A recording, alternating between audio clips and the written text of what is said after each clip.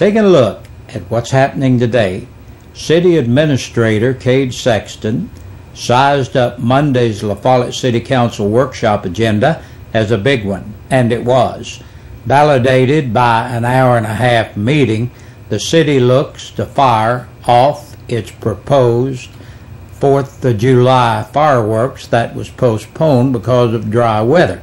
And that's going to take place on Labor Day weekend, as it talked of shooting the show on the night of Saturday, September 1st. Mike Malacote of Dixie Roofing presented council with plans for 4 roofing projects, one of which is a major undertaking.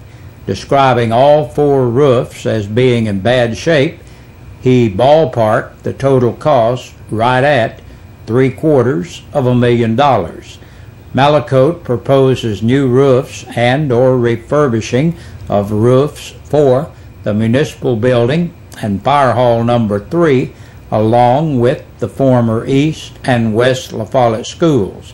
A proposed roof for the municipal building, including 8 new units and new drainage systems, is in the neighborhood of $425,000. Whether or not Malacote wins the bid, he is still going to oversee the projects for the city. The police department is getting a new full-time police officer in that of Homer Harrell. Harrell is moving up from part-time, while dispatcher Sarah Guger moves from part-time to full-time. The 911 service is going to pay Gutter's salary while the city picks up the tab on her benefits. Chief Jimmy Jeffries is also asking for Officer Brian Tiller to be promoted to sergeant. Tiller would become the second shift leader. Councilman Hansford Hatmaker requested a copy of each person's resume who is going to be promoted. Hatmaker also questioned the status of overtime within the police department. Chief Jeffries explained that overtime was not a problem since the new year is less than a month old. The chief went on to say that overtime was also within budget for the fiscal year just ending. Hatmaker brought up the idea of each council member serving as a liaison before the individual departments. Vice Mayor Joe Bollinger reminded council that that's the way it was years ago, and the city has moved away from that. Hatmaker went on to say that having this type of arrangement would save having council and the mayor all checking in with all departments when it comes to questions and the like. Sexton said they would see where that comes in where the city charter is concerned. Sexton updated council on the latest in a pending lawsuit that it hopes to settle. He says that a woman who fell on a city sidewalk is willing to settle for $5,000. Mayor Mike Stanfield said the settlement would come from the Tennessee Municipal League. Public Works Director Jim Mullins and council are looking into the cost of straightening curves on South 5th Street at Beach Street and South Avenue near the top of the hill. Talk of making that portion of South 5th a one-way street quickly faded. A portion of land will need to be purchased, at least for the South 5th project. Mullins told council that now is the time to replace sidewalks connected to the new walking trail that stretches from the north side of town to the south side, mostly along Big Creek. Mullins explains that matching grant money is available. Mullins is looking into the city working with a new furniture store that will soon be opening in the Lions building. Mullins says he'll look at the numbers and scheduling for the city to possibly pave a portion of its right-of-way in front of the new store, with the store paving its part of the lot. City Attorney Reed Troutman continues working on an all-inclusive set of guidelines for city parks, something the city has never had. Parks and Recreation Director Johnny Burge notes that the guidelines take into account all city parks, including ballparks. Jerry Myers with the Historical Society made a pitch for the city to buy the old post office. At one time, the Postal Service was asking between $500,000 and $600,000 for the 76-year-old downtown landmark. The city looked into buying the former post office once before. Also coming up on next week's regular monthly agenda is that when the city uses a catering service, it needs to do business with a caterer located within the city. Council praised its new library that was dedicated last week. It officially opens tomorrow on South 9th Street. Local artists Curtis Wilson and Chris Hall made council aware that they are available to paint murals and other artwork around town. A few years ago, Wilson painted a mural of Robert La Follette on the side of a North Tennessee Avenue building near People's Bank.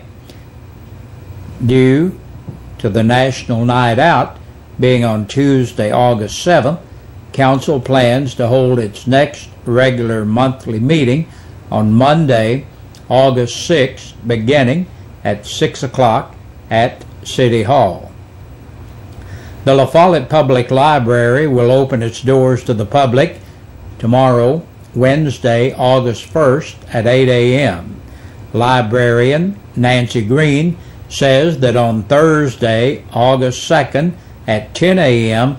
they will have a performance by Master Magician, our very own local Gene Cordova, and everyone is welcome to come out and see this performance at no charge.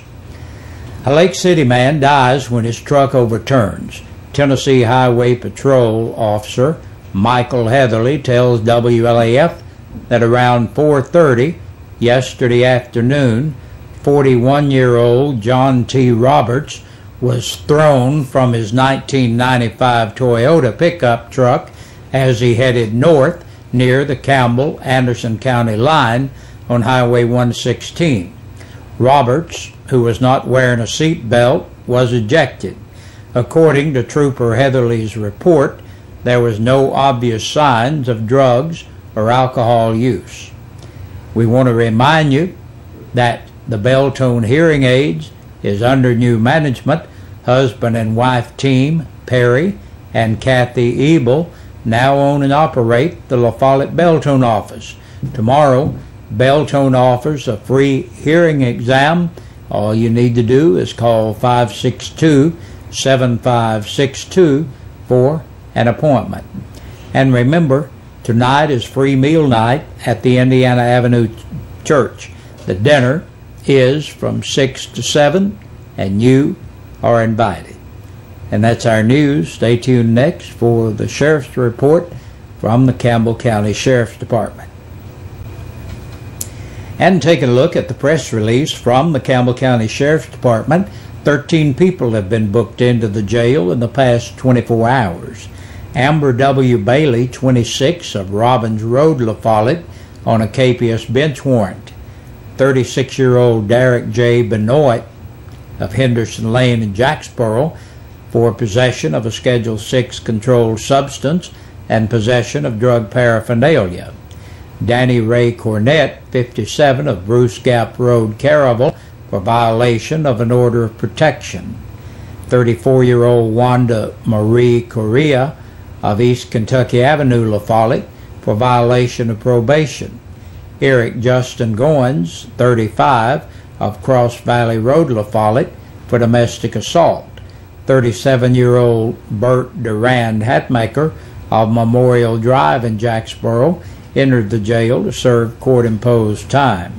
Sean Tyler, age 29, of Williamsburg, Kentucky, for DUI, disorderly conduct, and possession of a Schedule 4 controlled substance.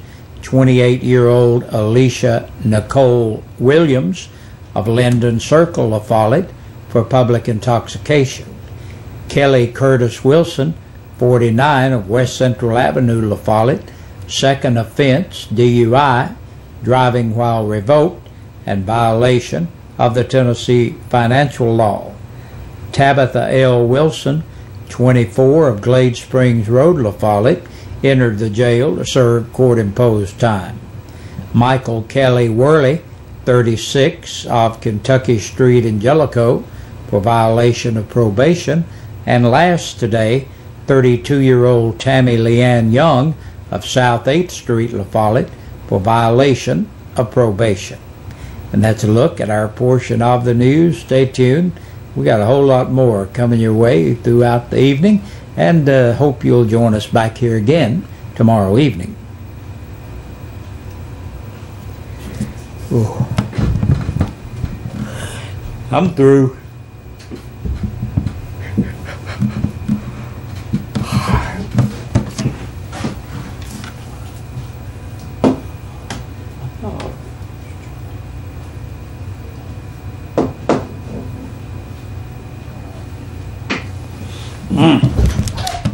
My birthday girl's here. Oh. So let's leave everything going. Sorry again. Move right along.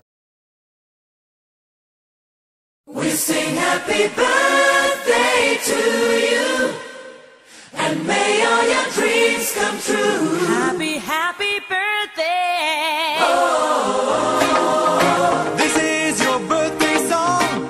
Oh, celebration all night long. Oh, may all you. Good evening, and thank you for tuning in to WLAF News at 5:30. I'm Lori Leach. It's time now to announce birthdays and anniversaries for this Tuesday afternoon. It's all brought to you by Eastside Pizza and Deli, located in the Food Line Shopping Center. We would like to wish a very happy birthday to Trevor Sammons, who's celebrating his 11th birthday today, Dana Ward, who's turning 2 years old today, and Glenda Huddleston. Now, everybody I just mentioned is qualified to win a dinner for two from Eastside Pizza and Deli. The couple celebrating their anniversary today is Hansford and Bertha Mae Bolton. Now, that couple is qualified to win a dinner for two from Eastside Pizza and Deli also.